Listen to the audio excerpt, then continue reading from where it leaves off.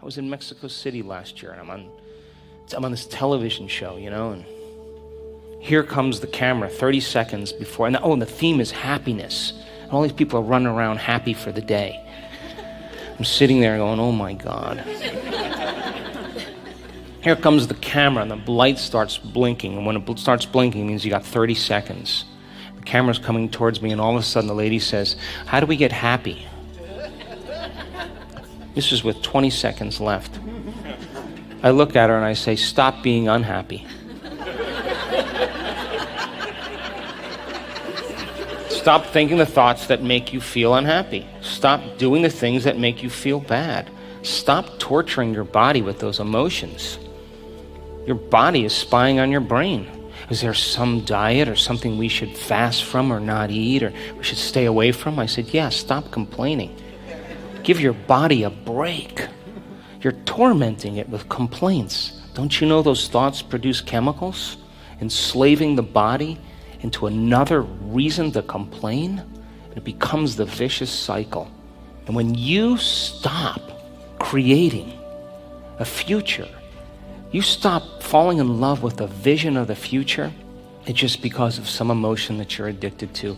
And that emotion is causing you to no longer see possibility, because you are viewing your future through the lens of the past. And if you are overlaying the future and perceiving it through the lens of the past, that new possibility doesn't exist. And then you'll find someone in your life to excuse yourself with and get some type of emotional agreement with. Yeah, well, I can suffer more than you can. And people do that all the time, and they don't even know that they're doing it, because they're not observing themselves. Yeah, you sit down and you got to light a match in a dark place and you got to look at yourself. But by the way, I know this. Everybody else is looking at you. I know that. Everybody's looking at me, and I'm thinking, well, I'm okay until I become conscious that I'm not. I can do a better job. And it's not like some enslavement, some pain. It's just you get over the guilt, you get over the pain, and you decide who you want to be. That's called evolution. But if you're living by the hormones of stress every single day, and you're selecting the worst case scenario in your life, that's a limited imagination, wouldn't you agree?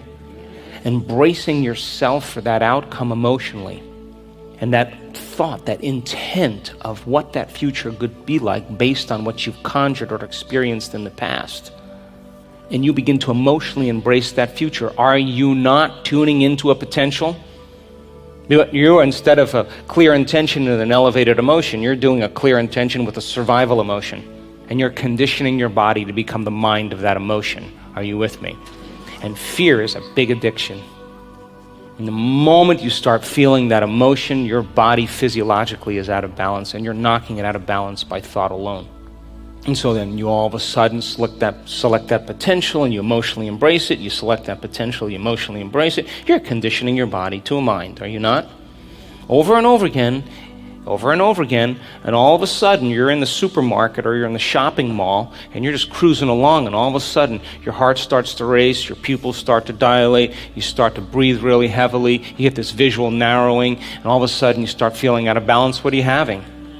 You're in a panic attack. Try as you may to control it with your conscious mind. You've programmed it subconsciously. Now the body is the mind.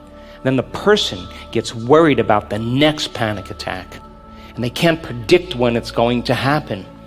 So because they can't predict it, now they get more fear, and all of a sudden, at inappropriate moments, it happens again. And the moment they notice a change in their internal chemistry, it's natural to look around in your external environment to see what's causing it in the immediate moment. Oh, it's shopping malls, it's open spaces, it's food stores, it's airplanes. Meanwhile, the person has forgotten that they've been stressed out, they haven't been sleeping, they've been missing meals, they're over-caffeinated, they're out of homeostasis. And go to the doctor says it's a chemical imbalance in your brain. It's molecules, it's circuits, it's hardware problem. Here, take this drug. Now that you know that it's a chemical imbalance in your brain, does it heal your anxiety? Now that you take the drug, does it heal the anxiety? You know why? Because you'll still avoid open spaces and shopping malls. It doesn't heal anything. It maintains. So then, you're walking with your best friend, And she has a background in psychotherapy, and she says, well, it's really not a hardware problem. It's a software problem. Your father was a perfectionist. He was overbearing, and because he was such a perfectionist, you hold on to this anxiety. Okay, well, now you have the insight that your father was overbearing and a perfectionist. Does it heal your anxiety? So then you go to the psychic. And the psychic tells you were burned at the stake in Carcassonne in the 1500s. You were a charismatic Christian, and the memory was burned in your soul. In the next lifetime, you were Genghis Khan's mistress, and he never came back for you, and you were yearning. And then, does that heal your anxiety? As a matter of fact, you walk around, you go, I was Genghis Khan's mistress. And that's why I have anxieties. You didn't know that? So then you go to the astrologer, and the astrologer tells you Mercury is where? Don't leave the house. It should only take 6 months, and the person accepts, believes, and surrenders to the thought without any analysis and programs their autonomic nervous system into a destiny. Then they go to the numerologist, and the numerologist says, give me the time and date and everything when you were born. Were you a cesarean? Yeah. You were born 15 minutes too early in the wrong astrological house. It's your mother's fault. Now that you know that you were born in the wrong house and you were a cesarean, does it heal your anxiety? Sooner or later, you're going to have to come up against yourself. Would you agree? I can't tell you how many professionals, doctors, dentists, attorneys, nurses, engineers have had anxiety in this work. They wouldn't even cross a bridge. They were so panicked. They thought they were going to lose control. And now they're living normal lives again, and all their psoriasis and all their skin conditions went away with it because their body is no longer in a panic state all the time. They found the present moment. And in the beginning, they didn't think they could do it because the body was bigger than the mind. But every day, they turned the battleship a little bit more. And yeah, your body is going to buck and kick like an unbridled stallion. Mine has many times. And there are moments where I didn't think I could go any further. And I said, just a little further. Just go a little further. Just go a little bit further into the unknown. And I thought I was losing my mind. And I just went a little further, and then boom, there's a release of energy. And I've always said that was so worth it. And then when you liberate that energy, you get up from your meditation, and you are a different person. And you don't have to try to forgive. You don't have to try to be nice. It's who you are. But if you can't settle that body down, then you have to agree that it's the mind and it's controlling you. And you can declare, I'm greater than my body and all that stuff. But if you can't sit for 20 minutes to an hour, your body is controlling you. So then that emotion then conditions the body into the past. And then when the body's in the past, it tries to predict the future based on the past. And everybody misses the present moment. Then what's your definition of addiction? Isn't it something you can't stop? Yes. If you were angry or you were suffering and I said, hey, I know it's bad. Why don't you just stop? If you can't stop, it means something. Wouldn't you agree? That on some level you're addicted to it. So then if you're addicted to anything, coffee or sugar or whatever, and I slid a candy bar in front of you, the moment you saw that candy bar and you declared that you were going to no longer eat sugar, you declared that at 9 in the morning, and now it's 11:30, and I put the chocolate down. Would you agree that the moment you saw that chocolate, your body would start sending signals to your brain, come on, just one bite. Chocolate, I hear, is good for you. Everybody else is eating it. There's nothing wrong. You know how that goes, right? That's the body. What is it saying to you? Go for it. You can declare it with your conscious mind. But your body now is influencing your mind. And then the moment you see that chocolate bar there, your body automatically, physiologically, and chemically begins to change in preparation for the experience. The body is already in the experience. You're salivating, your stomach juices are turning, your body is already eating the chocolate. And the moment it's already in the experience, of course, the will goes away, and then whoop, there it goes. And then it feels better. That's the body. Are you with me? But if you broke your addiction to sugar, I don't know, I'm just making this up. You break your addiction to sugar, I can slide the candy bar in front of you and you can eat it or not eat it, right? There would be no tug. You'd be like, I don't know. I don't really feel like it. Or I'll take a bite, and it's over. You get to make the choice with your mind. There's no longer an emotional connection. So then if you use the people and conditions in your life to reaffirm some emotional addiction, and you're sitting in your meditation and you haven't lowered the volume to that emotion or overcome it, the moment you return back into your life and you see that person, you go to that place, you do that thing, your body will automatically, physiologically, and chemically return back to the past in preparation for the experience. By association, you will go unconscious and the body will return back to the old self. You sit in that meditation and your body's throwing everything at you. It's telling you, start tomorrow, you just didn't have a good day today. You know that voice. That's the body. And every time my body does that, I'm like, all right, let's go. Because I'm going to recondition you to a new mind and you're going to be so happy that you're happy. And I wait with it and I work with it. I don't get angry with it. I keep surrendering it back into the present moment and loving it. And every time I do that, it liberates energy. And then it fights back even more. What about this? What about that? But you keep working with it. You're training the stallion. You are training the animal. You're training the dog. Whatever it is that your mind can comprehend, it's going to stay sooner or later and realize it's not going anywhere. When it realizes it's not going anywhere, it's going to acquiesce. And you just liberated that energy emotionally that was stored in the body into your field. Now you get up from your meditation, you could stand in front of your greatest adversary, the person who threw you under the bus, and you would have nothing but love for them because you no longer have that emotion within you and you're no longer in the past and it's no longer an effort. You see a part of yourself that you used to be that you no longer are, and all you have for them is love and compassion because you're already in the future. And that's the moment you free yourself and free others.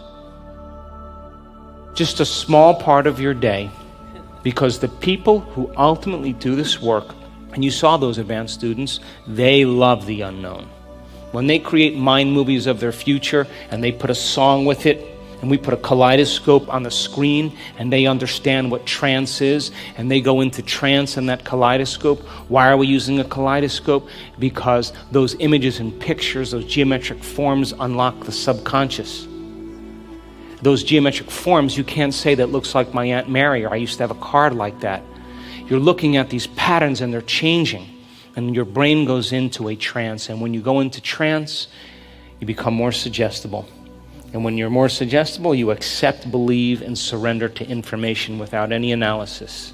And then they go to their mind movie, and that movie is pictures of their future and movies of their future, and it's played with a song that inspires them, moves them. And just like when you hear a song when you're driving down the road and it reminds you of a past experience, I want my students to remember a future just like they remember a past. And biologically and neurologically, it's exactly the same. And people have had amazing synchronicities as a result of it. And they're upgrading their mind movies and they're doing it.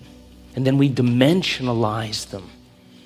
And they land in a reality, but before they start visualizing anything, they give it dimension. That's why you've been doing the meditation of an open focus.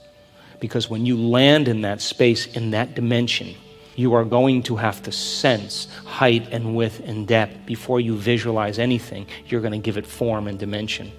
And we've measured their brains during these experiences, and they have a full-on IMAX experience. And their brains are showing it. Their brains are electrocuted. They're in the experience. They come out of it and they say, oh, my house is going to sell. I know it. I smelled the cologne. I smelled the cologne on the realtor. We drank champagne. I was there. It's not like they're visualizing anything. They just happen to land in that potential. And by the time the day is over, the house isn't even on the market. And they got 3 offers. You tell me how that happened. Because where you place your attention is where you place your energy, and she already experienced that reality.